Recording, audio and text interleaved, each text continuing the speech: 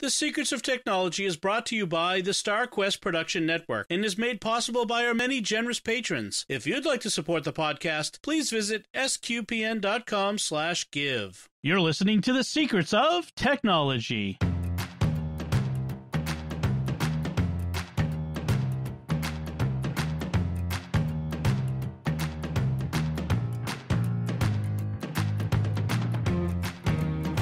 Hi, I'm Dom Bettinelli, and you're listening to The Secrets of Technology, where we discuss the technology news that's important to you from a uniquely Catholic point of view.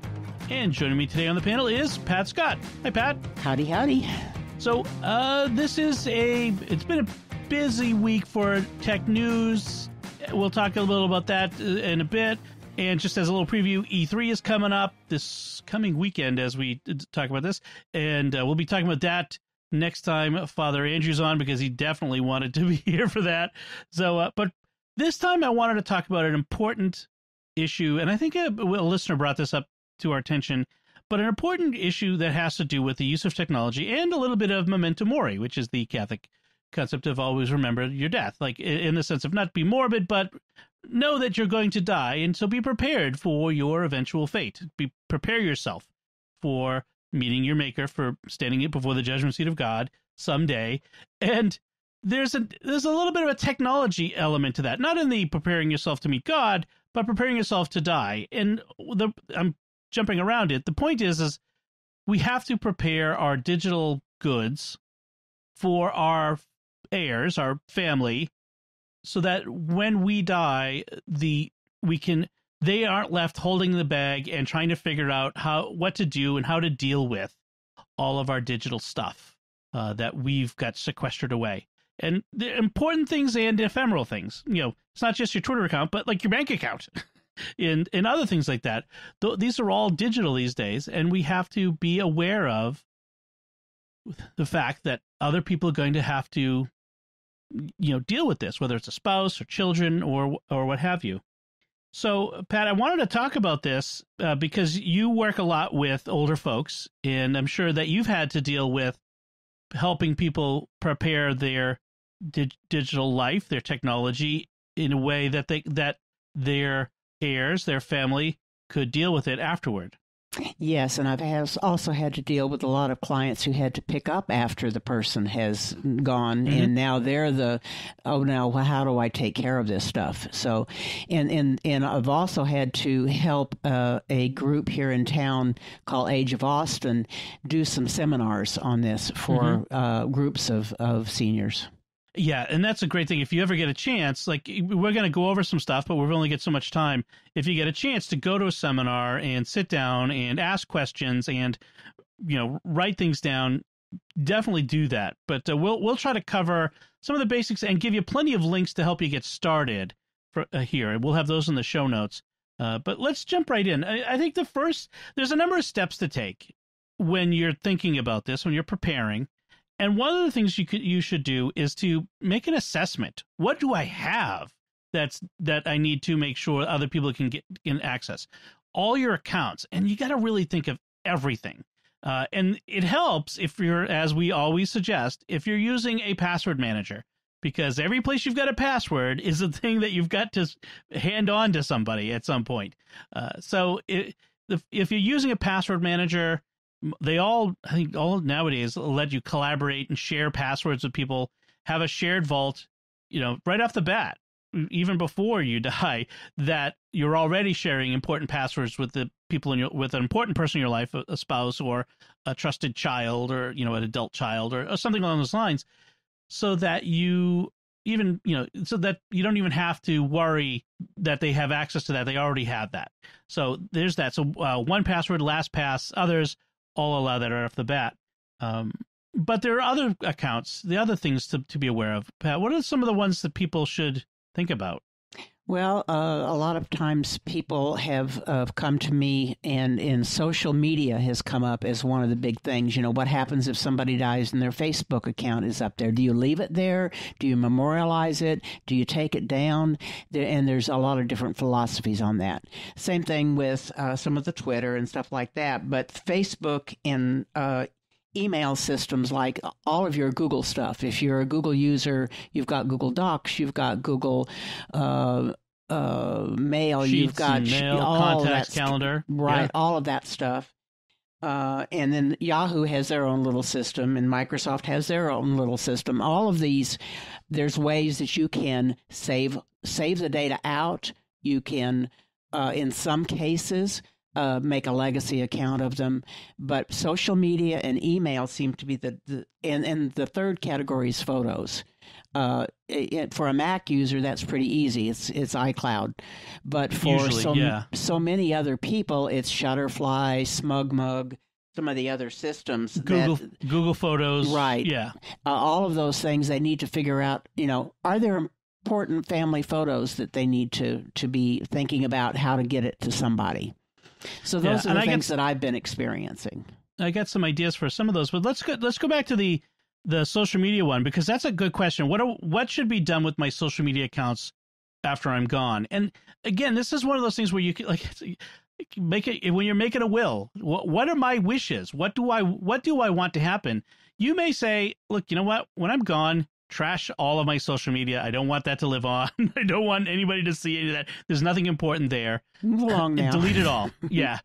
Or you could, the other option, like I know Facebook has the memorialization option, where they basically freeze it. Your account gets frozen. There's a notice on it that says this person's passed on, and that the account, I forget, there are certain restrictions. People can't post to your wall and comment or that sort of things. Right, but they can go in and review things, and it's up there in memory of, and it depends upon what your relationship to the person who's deceased. Anyone who's got proof of death can memorialize an account. They can't add, change, delete, or whatever. If they're a family member, or pardon me, if you have in Facebook declared somebody to be your legacy person, then that person has the right to either memorialize it, add notices, or take it down, just depending upon. The worst case is if you wished, trash it all, and there's no way anybody can go in and get rid of it, then it's hanging around forever in the bit world. So you do want to make sure that your wishes are able to be handled by the person. Right. So it's worthwhile thinking about what you want to happen to these various accounts. And what we also talked about in some of my sessions with other people is not everybody in your family is going to know how to do this with you or for you. So not necessarily in the will itself, but in a paper in the folder with your will, you would put your master passwords to LastPass or whatever. You would put the code to your phone. You would put the who is my digital asset, who's my trustee of all of this stuff. And right, my digital executor, in a sense. Right, in a sense, it's not an official term, but this is who I think can handle it. Yeah, I was thinking, one of the things I've done is I've put my codes to unlock my phone, my computers, my iPad. Those are all in one password where my wife can see them, and that they're there already. Because if I get hit by a car tomorrow, I want her to be able to get into all those things. Correct. Yeah, and as I say, you don't want to put it in the will, because then you've got problems of modifying the will constantly. So you just want to attach it and put it in the same folder that your will is. Right. So you have to prepare for your own death, but you also have to prepare, you might have to prepare for your parents to pass on. Make sure that they're prepared, that they've thought about it. And you may be the tech-savvy one, and your parents aren't. And I'm in the case where my mom is not tech savvy, and we've had to, little by little, she didn't have a lot of digital assets, but we've had to, little by little, figure out, an iPhone isn't working for her anymore. We need to get her a simpler phone. And we've had to move things. Okay, so what do we do with all the data on the phone? And we basically just decided, in consultation with her, there's nothing there that she really wants. So we've kept the email account active, because that way that's history. All her friends. Yeah. Well, history, but also her friends that she's who are all over the place now. We can contact them if we need to, and that sort of thing. But it's the sort of thing you want to talk to your parents about. What do you have? What sorts of things do you have you thought about it? Are you prepared? So there's that. And is that information when necessary? It doesn't need to be now. You don't have to give me all your passwords now. But if the time comes, how will I get that information? Where is that information? How will I access it? Who knows where it is? That sort of stuff. And frankly, this is all. I mean, this is the sort of thing we've been doing for generations, which is, where is your will? How do we find it? How do I know what to do with it? Who's got it? Who's that your sort lawyer? of thing. Exactly. Who's your financial manager? Yeah. And frankly, if you've got an estate planning lawyer, this is the sort of stuff that they should be helping you with, and maybe including in your other estate planning. I do want to say, if you have a non-techie survivor, heir or executor along those lines, you should identify someone that they can go to who will help them. So if you have a spouse who is not techie at all, or something along those lines, who will they go to? And find that person, ask that person, or identify a company that will do it. And frankly, I think this is like a pretty good consulting business in one sense, because this is only going to become more and more important over the years. But who will they go to, and make sure that they know how to get in touch with them, and that person is going to be able to help them, especially in a time of grieving. And that's an important element of this, is in the midst of grieving, you don't want to have the frustrations of having to figure this all out. So the thing I was going to mention was, Apple had its WWDC event this week, and one of the things they announced was an addition to iCloud, the iCloud service, iCloud Plus, called Digital Legacy, where finally you'll be able to, a surviving family member or other designee can now get access to the accounts of a person who has died, their iCloud account and all the stuff that's in it, which has been a big problem. Yeah, there have been stories of sobbing parents going to Apple saying, my child is dead and I have their phone. It has all of their messages and all of their stuff on it, and I want to save it. Please get into the phone for me. And Apple says, I can't. We don't have access to the password. We don't have that. You don't want to put your survivors in that situation. Now, Apple can't. This Digital Legacy is, as far as I've been able to find out, that we still, a little short on details. I don't think it will get you into the phone, into the devices per se, but it will give you access to the accounts. So you'll get access to iCloud and the iCloud photo library and mail and all those other things. So that stuff should be accessible, but I'm not sure it's the devices yet. And we don't know whether it would be something you could take an empty phone and restore from iCloud backup, for instance. Right. We don't have any of those details yet, but it's good to know that these companies are thinking about it, because it is a problem and it's something they have to deal with. And we are getting to the point of passing generations of tech savvy people, and we need to figure this problem out. One thing to keep in mind is that, speaking of iCloud, I talked to Apple today because I had a question about this. If the owner of the family sharing iCloud family sharing account dies, what happens? Because the family is sharing all the apps and movies and books and all the other content based on that family sharing account holder. Apple told me, the Apple rep that I talked to told me that the best thing to do, the only thing you really do, is keep that account alive and active and keep control of it, and keep that account stays as the owner. So you don't delete it, don't shut it down. If you do, all of the content purchased through that account goes away. So this is a problem we've talked about before, which is when you're quote unquote buying movies out of Apple TV or that sort of thing, you're not buying a movie. It's not like the DVD you bought at the Blockbuster years ago that you could hand to your kids. It goes away, if you lose the access to that account.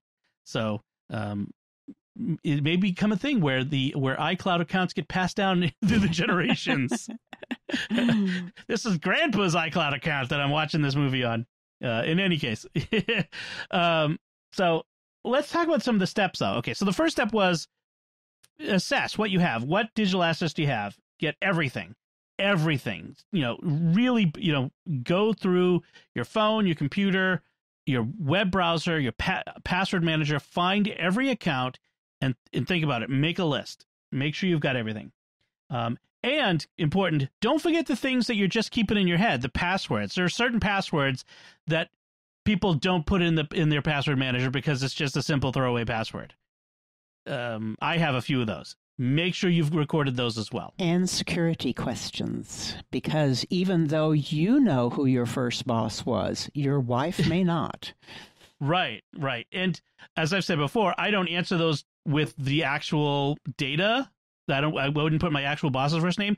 I use random words, and so I record all that stuff in my password manager. Correct, but I had to help my sister-in-law when my brother died, and that was one of the questions they asked was, the security questions of who was your first boss, what was your first date, all those things. Even if they were fake answers, there's no way she would have known what to answer. Exactly, especially if they were fake answers. Right. So get all that stuff recorded. And also, two-factor authentication is also an issue. Make sure that they have access to the two-factor authentication codes, that the generators, the apps that are generating the codes. And your phone, which often is used as a second factor. Right.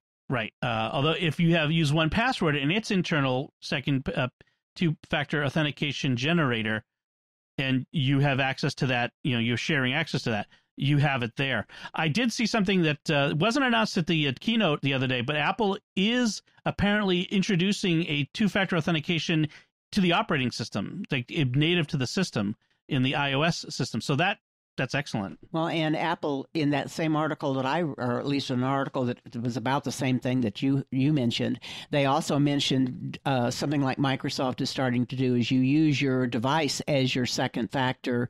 So you don't use you don't have to have a password at all. They're going away from passwords to having the two-factor authentication, and it may be your Mac, it may be your authenticator program, or it could be your phone. Right. Yeah, like with both Adobe and Microsoft now, when you're logging in, it asks you to open the app on your phone, and then so you open it up, and then it says approve. Actually, one of my banks does that. Yeah, Google does that too. Yeah. Right. Yeah, it does that. You can open the Gmail app or the Google app. Capital One does that now for their apps. So yeah, it's really good. I like that because now we don't have to deal with the codes. It's uses the phone itself but as a second factor. But that does mean that your Air has to have your device with those apps loaded. Right. It becomes even more important. And frankly, if you die in a horrible accident, it's sad to say, but if you die in a horrible accident, your phone may not be available. Right. So it's something to keep in mind. So determine who will inherit. And don't just say, okay, my spouse. Or don't just say one person. There's determine a line of succession. Yeah, exactly. It sounds silly to say line of succession as if you're royalty, but what if your spouse is in the car with you, and your kid, your oldest kid, it's like you have to think through this. Who, this person, then this person. It just makes sense to do that and to be prepared for all of those people. How will you prepare the data to be handed over? Well, are you going to do it digitally? Have it as a digital archive, an analog way? What's the mechanism of transfer? Who will give this to them? Where is it stored? That sort of thing. Now, when I talk about analog versus digital, I want to mention something that I found really nice, and it's this website by this Dr. Eric Dewey, and it's called The Big Book of Everything. And let me just open it up here. I've got a link to it. It's on his website, ericdewey.com/bigbook.htm, and he keeps updating it. And what it is it is a massive PDF. It's also a Word doc, and he's got it in various formats that you print out and fill out, and it has everything. It has tax information, it has insurance information. It has like every piece of important data about you, online courses you're subscribed to, the location of important medical documents. I mean, this is a literally big book of everything. It's even an Excel spreadsheet. The PDF is was that 1. That's 11 megabytes. The PDF. The Excel doc is 604 kilobytes. So it's not a huge download. And to fill this thing out is going to take you a while. But once you do, you'll have everything there, and it is really good. Travel information, safes and storage, including if you have a safe deposit box, information about your property taxes and how to pay estimated tax payments, and your data backup plans, which is another important thing to keep in mind, where your data backup's kept. That's something you should let someone know. All your bank accounts, your various utility account numbers, electric. Like, think about it. All the things that you do in your life, if someone else had to pick up your job, quote unquote, what would they need to know? And frankly, for most everybody, there's a lot of things that you're handling that someone else would need to know. And instead of making someone paw through papers, which a lot of us don't keep anymore, I don't have a file cabinet full of old bills. Yeah, this is a way to do it. And so you could do this electronically. You keep this big book of everything electronically, or you could print it out, put it in a binder, and put it in some safe place. Preferably either a safe deposit box or a fireproof safe. Either of those would be a good idea. Except it has to be readily available to your heirs, and my lawyers have said you don't really want to put those things in a safety deposit box because they can't be gotten to. Right, that's true. You want to keep it in a filing cabinet somewhere where all your family knows where it is. Right, and maybe that's a fireproof safe, but the idea, no, safety deposit box is not a good place. There's sensitive information in it, so you do have to protect there would be. Yeah. So you'd probably want to put it in some place, protected. You might even make a copy of this, put it on a thumb drive, and put it in your safe deposit box or something along those lines. Sure. Yeah, or give it to your lawyer or something along those lines. That might be something worthwhile. Although I have a little caveat to that as well. Something to just keep in mind with that one in a second. Well, or a family member that lives across town. You could say, once every 6 months I update this USB drive, and now you've got it. Well, that's actually a really good point I want to make, is this is not a static thing. Passwords change, the services you use change, you change doctors, or, things change. You need to, once you've created this, you then need to commit to updating it regularly, every 6 months, a year at the most, but you want to keep this thing up to date. And frankly, if you get sick or sicker, frailer, older, maybe update it more often. I don't know, or at least review it just to make sure all the information is current. At least it's a good starting point, even if you haven't gotten the last password in there. At least it's got things like what accounts you have and those types of things. So, yeah, that's a good start. Right. Exactly. There are services that ping you occasionally. There's sort of dead man switches that they say. Like Google has an inactive account manager where it sends me an email every 6 months and saying he's still alive. And if I don't respond, it will automatically send an email to my wife and inform her that this is how you get access to his Google accounts. And again, with Google, you can have multiple people. So, like, I've got a couple of the kids that are in there. Yes. With business type stuff, I'm not really concentrating on business, but businesses need to be aware of this too. You should never have just one administrator of any account, not your Facebook page, not your Twitter account, not your Google domains for business. I forget, they keep changing the name of it. Nothing should be under one single person who only one person has access to it. You should always make sure you have multiple people. That's just something I was thinking about. One thing you could do, back up your family photos. So I've got all my photos in iCloud, but you know what? I could back those up, download them onto thumb drives, and distribute them to my kids. If I had adult kids, I would do that. Now, that doesn't, the photos keep changing and being added to over time, but they would have that. At least they have that base, yeah. Yeah, I mean, I think that's actually, as my kids get older, and kids get to 18 years old, maybe that's one of the things I do when they turn 18 is I give them, okay, here is the family photo album, quote unquote, all the photos of us from the time you were kids to today, here it is, and at least you'll have this. I mean, that's one of the things I'm glad of, that my parents gave the family photos to one of my siblings, and they're there. Now, I don't necessarily have them all because they're physical photos, but at least with digital ones, I could give copies of the library of all of the individual photos to all the kids. So that's actually a good thing. And then something else to keep in mind is update the format of your digital media. So, for example, if you've got stuff on floppy drives, God help you, because I'm not sure there are many floppy disk drives that you can connect to a modern computer today. Those are hard to come by. But, those should have been transferred to a CD. And then every once in a while, maybe, cloud storage CDs go bad. Yeah, move it into cloud storage. Keep track of where in cloud storage it is. If you've got it in Evernote, then maybe you need to think about making sure it's also somewhere else and those sorts of things. Yeah, you export it out of Evernote into PDF format or something. Yeah, right. But you've got to update your formats as the older, like especially physical media technology becomes obsolete. You've got to make sure you're updating. And in fact, try to save important information in widely used open formats that are likely to be accessible for decades to come. Text, CSV files, which is a kind of text file, PDF, those are all safe formats. JPEG, PNG, safe formats that should be usable for decades to come.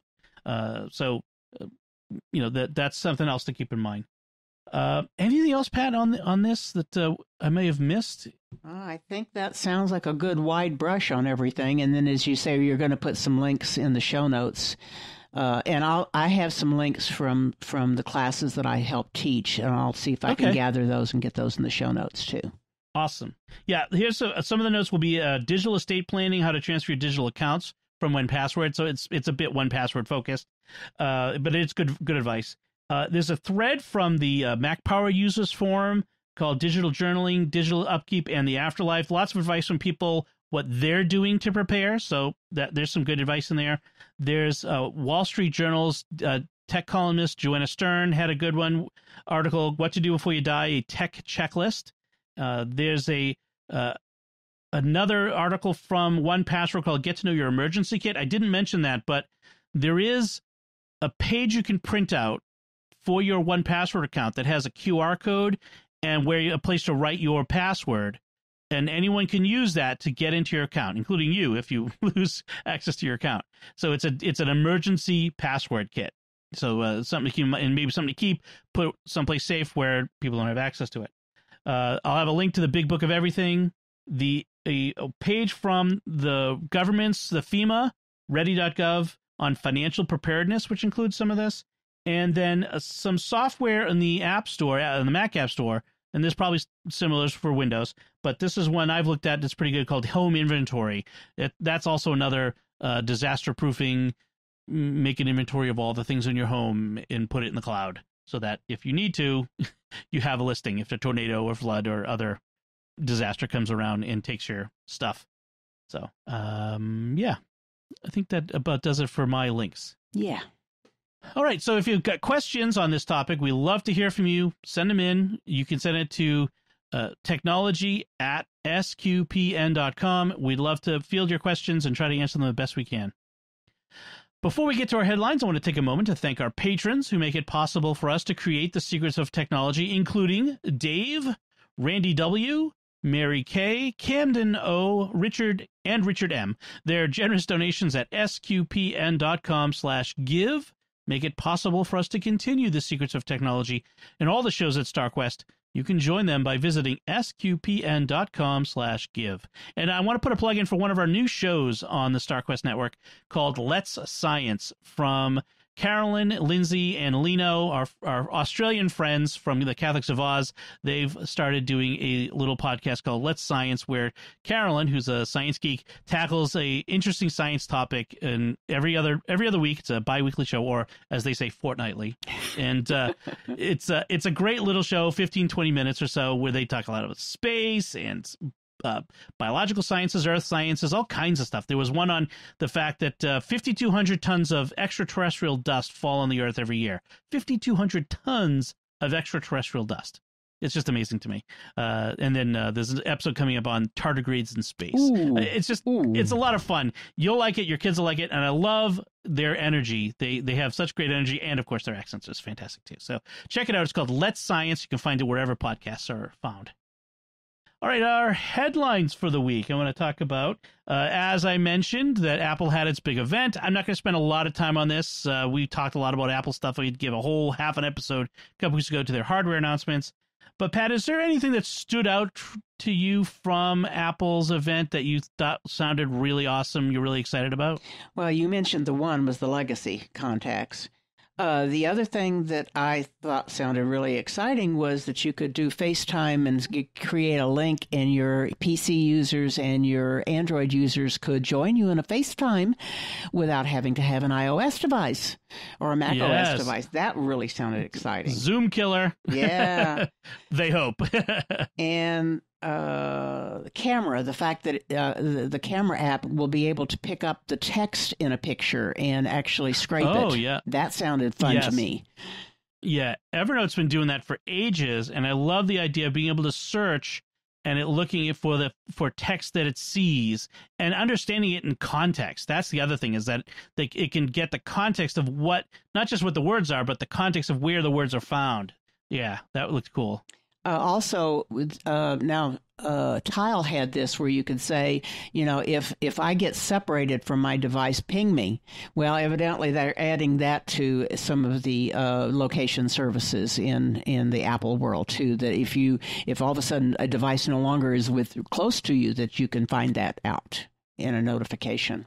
AirTags, you can do that with AirTags, I think, but now they're gonna spread that to other devices like your phone. Well, and they've even said that there may be ways you could find your device even if it's been erased or if it's been turned off. Now, some of that may be last location, but, with the newer equipment, they've got chips in there that could probably do that type of location, even if they're turned off or stolen. Yep, that's nice.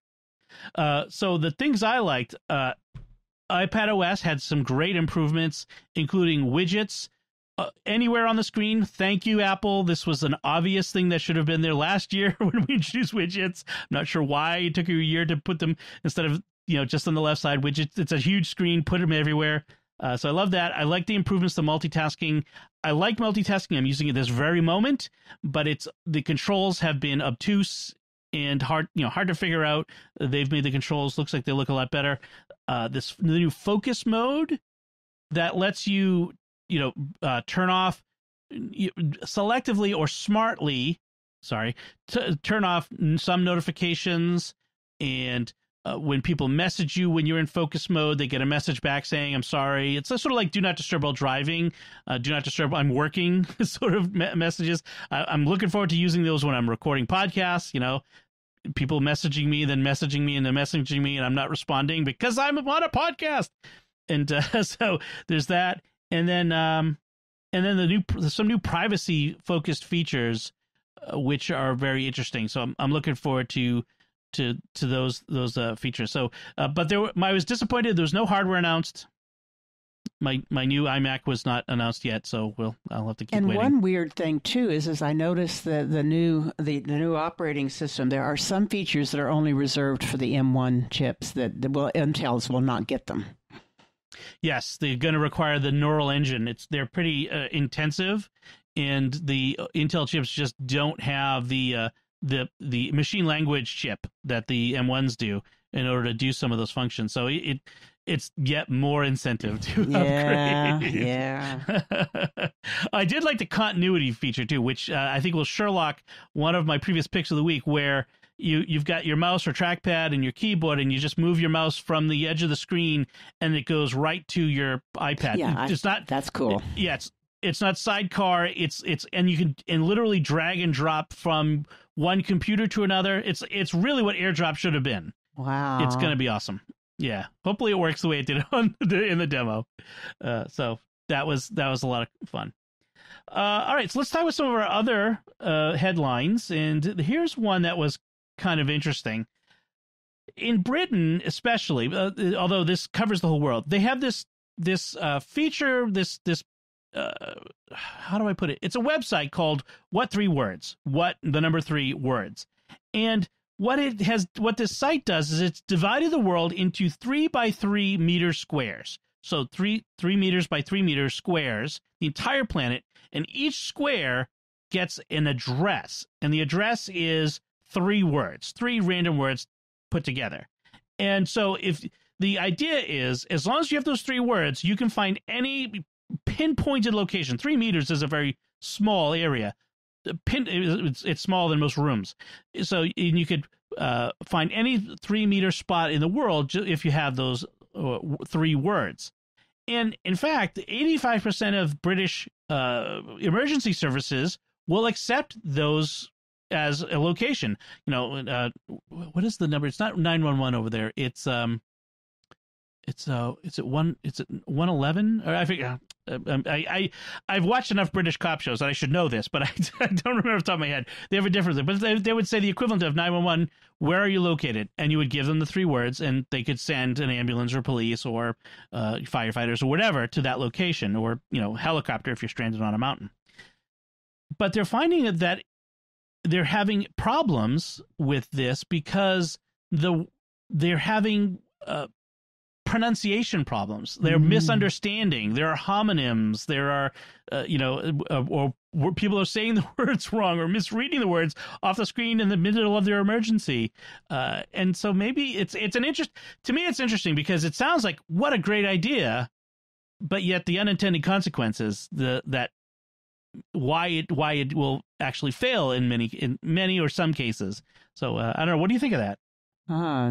Saying the words out of order, or yes, with an accent, that all of a sudden now you're trying to find somebody in the middle of the North Atlantic Ocean where it really was in the south of Surrey. Right. Yeah, there was one which is I'm at Jump Legend Warblers, and it turns out that's in Vietnam, not where they are. They got the words out of order or something like that. It's tricky, and so it's a good idea, but how do we improve that? Because if the problem is human error and human communication and the possibility of misunderstanding, and I'm not sure we can eliminate that entirely. Well, and even if you said, well, all right, let's go back to the old longitude latitude thing, and if people had access to a GPS function, they could do that, but still saying it. Dyslexia. Yeah. So many long numbers. Right. Yeah.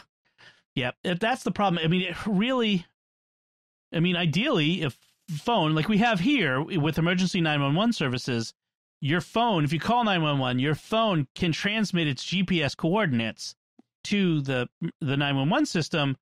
But if it does, it's not as accurate as 3 meter by 3 meter. That's the trouble. Yeah, and especially if you've got a vertical element to where you are. You're in an apartment building, the GPS won't help you except to get you to the first floor. Right. So it's an interesting attempted solution. Hopefully they'll work out the bugs, or find something better. But I like that. I like the thinking. I like the way people are thinking. Yeah. Our next headline, though, this is a problem that we've all foreseen and we should have seen coming. It turns out that in Libya, an autonomous drone, an armed autonomous drone, think of this is Killer Robot, basically, attacked its own allies, its soldiers, all on its own, its allied soldiers all on its own. Libyan forces were hunted down and remotely engaged by an autonomous drone. Not so friendly fire. Have we not seen Terminator? Apparently there's a private company that manufacturers. It wasn't the U.S. government or the Soviet Union, Russia or China that sold to them. It's a private company, a third-party company that's making these. And yeah, that's right. And the Avengers, and they sold it to Libya, and the drone is the company's blaming user operator error, that sort of thing. Fatal error. Fatal error. It crashed. But it's all part of this UN report, because the UN is trying to get a ban on autonomous weapon systems. And I think I have to agree. I do not like the idea of taking the human out of the loop. There are cases when we have to regrettably take a human life in defense of life, but there should always be a human in that loop, in the decision loop. Yeah. That you can't turn that over to a computer. Yeah, no more war games, please. I know. Do you want to play a game? That the idea of any type of computer that acts on its own based on data it requires. This is there was a video a few years ago, sort of a what was it? It was a not a proposal. It was I'm trying to think of the word, but someone put together this video of these slaughter bots that were, they imagined a world where a terrorist group with enough resources created these small autonomous drones that had explosives built into them, and that they sent into a city, and thousands of them, and they were programmed to hunt down human beings and explode. And it was this horrific idea that someone could do this, and this is a problem that we have to figure out how to make sure it doesn't happen, and why that AI and machine learning and all that sort of stuff, we have to keep a close eye on how it's being used and make sure it's not used against us. Well, and even the problems with the autonomous cars, that question comes up. What happens when there's a question of possibly plowing into a group of people versus plowing into something else? It's like there's no human interaction there. Even though it's safer 99% of the time. What about that one time? Right. The trolley problem, the philosophical problem. You got one person to the left, 4 people to the right, and the one to the left is a child, and 4 adults on the right. What do you do? Well, a human being makes a decision in that moment, and the human being lives with it, and based on the morality and their, whatever. There's reasons. But what do you program a computer to do? Someone has to beforehand say, when you encounter this situation, this is what you do. And there's a whole philosophical and moral and ethical morass that we're going to enter into when we need to start making those decisions. And that's maybe the car should crash if it encounters the no-win situation. Yeah, it's just something else. Yes, with the people in it, unfortunately. So the autonomous vehicles, autonomous weapons, those are a problem. So our next headline is about this is a very 2021 problem. Employees are quitting their jobs instead of giving up working from home. Now, some employees, and we've been seeing more of this. Some companies have said to their employees, you can work from home for the rest of 2021. You don't have to come back to work until 2022. I think Facebook and Twitter famously said you don't have to come back to the office at all. You can work from home forever. They're rethinking Apple, that on the other sometimes. Hand, yeah, and Apple has said, no, we want people back on campus in the fall. Our corporate culture is about collaboration in person, and this is not just tech; it's all companies are facing these questions, all organizations, and people are saying, well, I've gotten used to working from home or working remotely, or I've moved away to out of the city to some remote location, and I can't come back to the office anymore unless I move back. So it's an interesting that the pandemic has done a lot of things, and one of the things it's done has really opened the door to people realizing technology gives me the ability to live and work and have my life in a way that isn't tied to a location. And I think it's very interesting. I mean, I know I'm biased in this. I work from home, and I've always wanted to work from home and tried to work from home in many of my jobs because it keeps me close to my family, and I don't spend hours a day in a car or on a train, wasting time, neither working nor at home. So I like the fact that technology has given me the ability to remote work.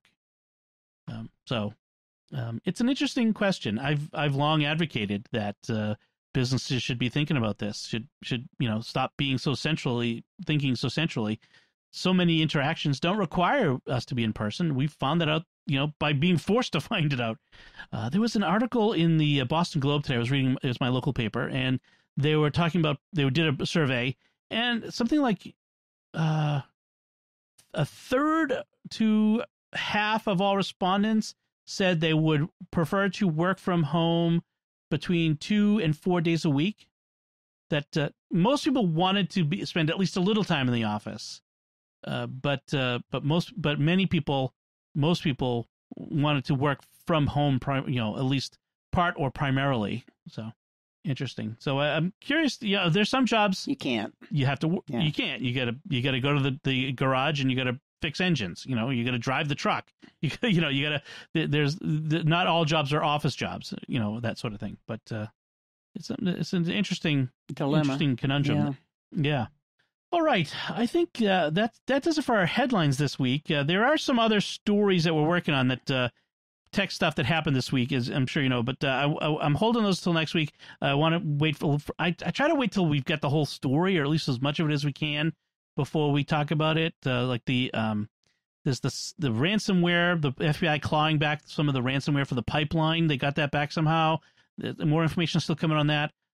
This story about the FBI setting up, it's secretly selling secure messaging systems to criminal organizations that they built and put back doors in. That's a great one. We'll talk about that next week as well. There's some other headlines that we'll talk about.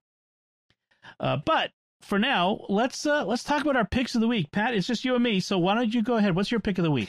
Well, I help a lot of people with their computers, both Macs and PCs, as you know.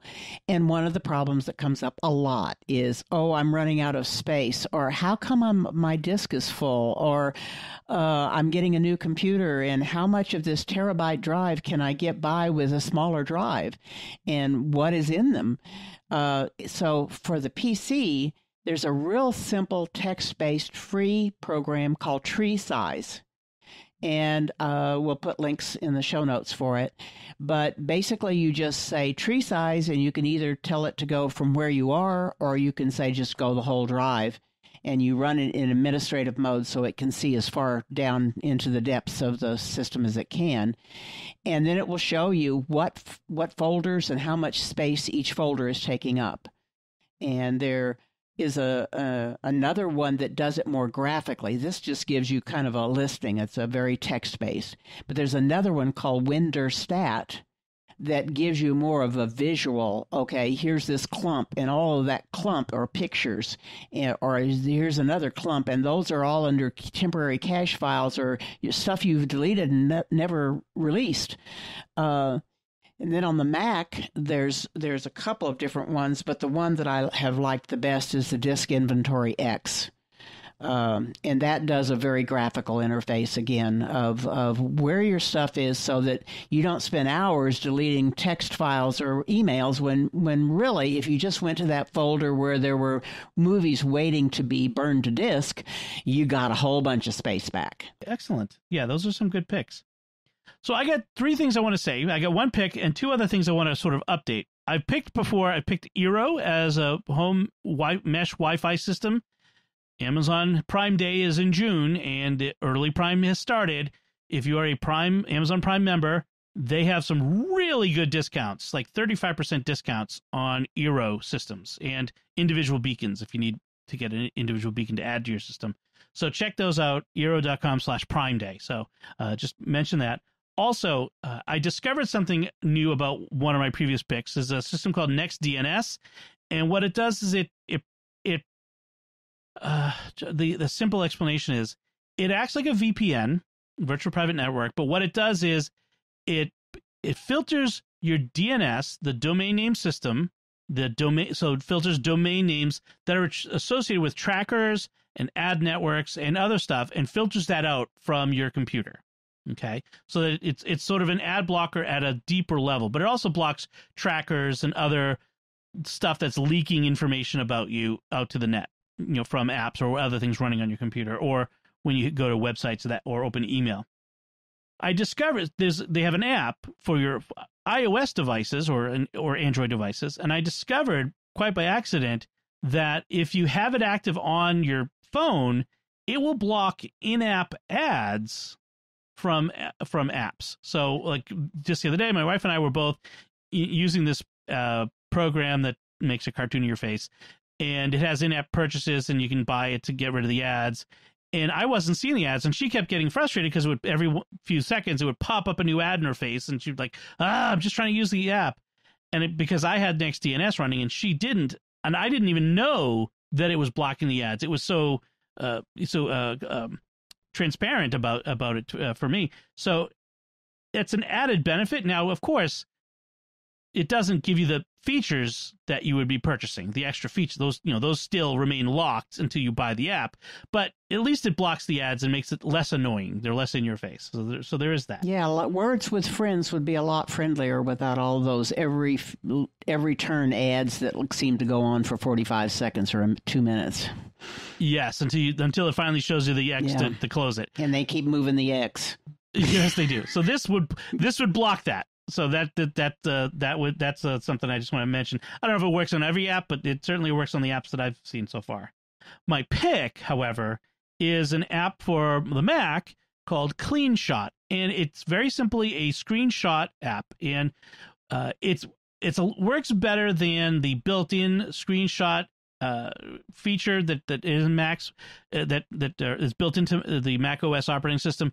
And it has some extra features, which include, so you can snap a whole screenshot. You can snap a partial where you drag a marquee over something and it gets that.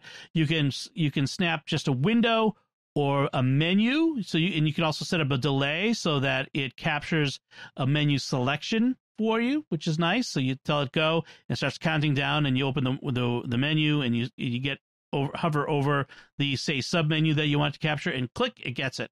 Then it puts it in a little window at the bottom of your screen that just sits there until you're ready to do something with it, and you click on it, and then it gives you options. You could mail it, you can upload it to the cloud, and we'll give you a special link to it that you could send to someone else. You can just save it to your desktop. You can edit it, which is what I do a lot. I sometimes will take a screenshot, edit it, put some text or an arrow or something, and then drag it into, Twitter or Facebook or iMessage or something along those lines and send it to somebody. It's a nice little app, and you can buy it, or if you have the Set app, which is Netflix for Mac apps, which is you pay $1 amount per month, and you get access to every app in the system, as many or as few as you want. It's in there, so you can do that as well. So CleanShot for Mac. All right, that should do it for us this time. We'll put, like we said, we'll put all the links from our discussion in our show notes. But you let us know what you think of anything we've discussed. If you got any questions on this or any technology topics, we'd love to hear from you. You can get in touch with us by going to the show at sqpn.com/technology or the SQPN Facebook page, facebook.com/StarQuestMedia. We are on Twitter, where we're at SQPN. You can send an email to technology@sqpn.com. And like I said, all the links from our discussion and our picks of the week will be in our show notes at sqpn.com. Hey, join the StarQuest fan club by texting StarQuest, one word, to 66866. So send StarQuest to 66866 and you'll become part of the StarQuest fan club. We'll have special benefits for you there. It's a nice little thing. You'll get a newsletter and some other stuff like that. Until next time, Pat Scott, thank you for joining me and sharing the secrets of technology. Glad to be here. And once again, I'm Dom Bettinelli. Thank you for listening to the Secrets of Technology on StarQuest.